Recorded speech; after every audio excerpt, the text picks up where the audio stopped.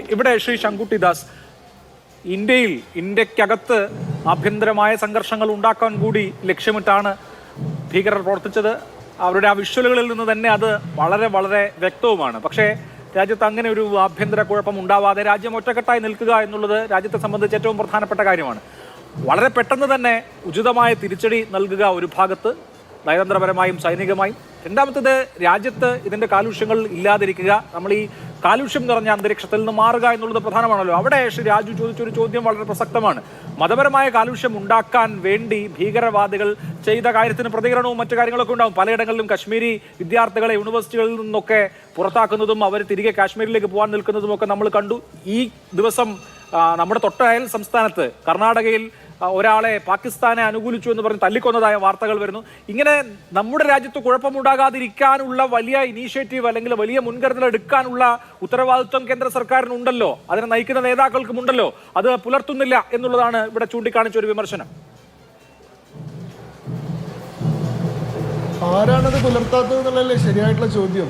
നോക്കൂ, ഇത് രാജ്യത്തിനെതിരെ നടന്നിട്ടൊരു ആക്രമണമാണ്, ഏതെങ്കിലും ഒരു മതവിഭാഗത്തിനെതിരെ ഒരു മതവിഭാഗം നടത്തിയിട്ടുള്ള ആക്രമണമല്ല എന്ന് ഒരു നിലപാട് രാജ്യം പൊതുവായി സ്വീകരിക്കുന്ന സമയത്തും ഇത് ഒരു മതവിഭാഗത്തിനെ മാത്രം പ്രീതിപ്പെടുത്താൻ വേണ്ടിയിട്ട് അവർക്കെതിരെ ഏതോ തരത്തിലുള്ള ആക്രമണം നടക്കുന്നു, അവരെ ഡിഫെൻഡ് ചെയ്യാൻ ഞങ്ങൾ മാത്രമേ ഉള്ളൂ എന്നുള്ള രീതിയിൽ ഈ നിലപാടുകൾ സ്വീകരിക്കുന്ന ആരാണ്? ഇപ്പോൾ രാജു പി നായർ ഈ ചർച്ചയിൽ പറഞ്ഞു നോക്കൂ, ലണ്ടനിലെ ഹൈക്കമ്മീഷന് മുന്നിൽ പോയിട്ട് ഐ ആം എ ഹിന്ദു എന്ന് പറഞ്ഞിട്ട് കാർഡ് ഉയർത്തിയിട്ടുള്ള ആളുകൾ ഹിന്ദു വർഗീയവാദികൾ, ഹിന്ദു തീവ്രവാദികൾ എന്നാണ് അദ്ദേഹം വിളിച്ചത്.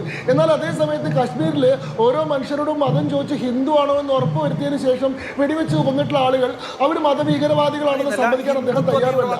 അവർ കൊല്ലപ്പെട്ടത് അവർ ഇന്ത്യക്കാരായതുകൊണ്ട് മാത്രമല്ല. ശരി, ഞാൻ മുഴുവൻ പറയട്ടെ. കശ്മീരിൽ പഹൽഗാമിൽ നടന്നിട്ടുള്ള സംഭവം, പഹൽഗാമിൽ ആളുകൾ കൊല്ലപ്പെട്ടത് അവർ ഇന്ത്യക്കാരായതുകൊണ്ട് മാത്രമല്ല, അവർ ഹിന്ദുക്കളായതുകൊണ്ട് കൂടിയാണ്. ഓരോരുത്തരോടും അവരവരുടെ മതം ചോദിച്ച് അവർ ഹിന്ദു ആണെന്ന് ഉറപ്പുവരുത്തിയതിനു ശേഷം കലിമ ചൊല്ലാൻ പറഞ്ഞ് കലിമ ചൊല്ലാൻ കഴിയാത്ത ആളുകളെ, അതും സാധിക്കാത്ത ആളുകളെ വസ്ത്രം താഴ്ത്തി നോക്കിയിട്ട് അവർ സുന്നത്ത് ചെയ്തിട്ടുണ്ടോ നോക്കി അവരുടെ മതം കൃത്യമായിട്ട് ഐഡന്റിഫൈ നടത്തിയുള്ള കൊലപാതകമാണ്. അതിന് മതപരമായിട്ടുള്ളൊരു ആസ്പെക്ട് ഉണ്ട്. എന്താണ് മതഭീകരത എന്ന് പറയുന്നത്? മതത്തിന്റെ ആശയത്താൽ പ്രചോദിതമായതും മതപരമായിട്ടുള്ള രീതിയിൽ നിർവഹിക്കപ്പെടുന്നതും തങ്ങൾക്ക് വ്യത്യസ്തമായിട്ടുള്ള ഒരു മതത്തിലുള്ള ആളുകളെ സംഹരിക്കാൻ ലക്ഷ്യം വെച്ചിട്ടുള്ളതും ഒരു മതവിഭാഗത്തിലെ ആളുകൾ നടത്തുന്നതുമായിട്ടുള്ള തീവ്രവാദത്തെയാണ് നമ്മൾ മത തീവ്രവാദം എന്ന് വിളിക്കുന്നത്. ആ നിലയിൽ നോക്കിയാൽ 100% ഇസ്ലാമിക് ടെററാണ്, ഇസ്ലാമിക ഭീകരവാദത്തിൽ ക്വാളിഫൈ ചെയ്യുന്ന സംഭവമാണ് പഹൽഗാമിൽ നടന്നിട്ടുള്ളത്. അവിടെ TRFിന്റെ പ്രഖ്യാപിത ലക്ഷ്യം എന്താണ്? റെസിസ്റ്റൻസ് ഫോഴ്സ് എന്ന് പറയുന്നവരുടെ ലക്ഷ്യം എന്താണ്?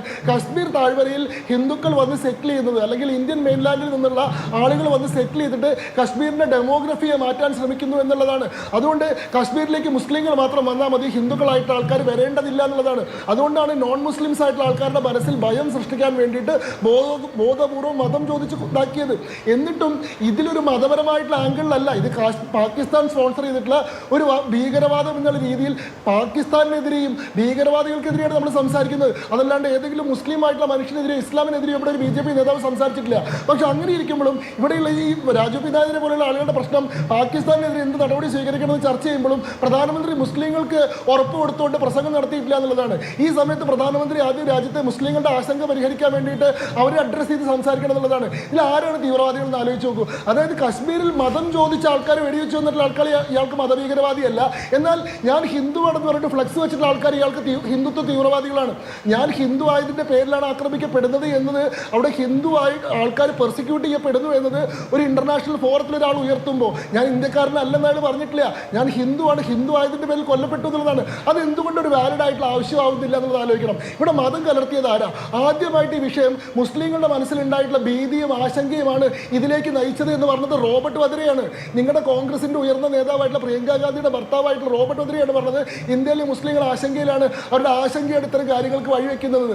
UPA മന്ത്രിസഭയിലെ മന്ത്രിയായിരുന്ന സൈഫുദ്ദീൻ സോസാണ് പറഞ്ഞത് പാകിസ്ഥാൻ ഈ കാര്യത്തിൽ യാതൊരു പങ്കാളിത്തവും ഇല്ലെന്ന് പറഞ്ഞു കഴിഞ്ഞാൽ പിന്നെ നമ്മൾ അവരെ സംശയിക്കേണ്ട ആവശ്യമില്ല, നിങ്ങൾ അവരെ വെറുതെ വിടണമെന്ന്. BK ഹരിപ്രസാദ് എന്ന് പറയുന്ന കർണാടകയിലെ കോൺഗ്രസിന്റെ മന്ത്രിയാണ് പറഞ്ഞത് BJPക്കാർക്ക് പാകിസ്ഥാൻ ശത്രുരാജ്യവും മറ്റുമൊക്കെ ആയിരിക്കും, ഞങ്ങളെ സംബന്ധിച്ചിടത്തോളം അവർ നല്ല അയൽക്കാർ മാത്രമാണെന്ന്.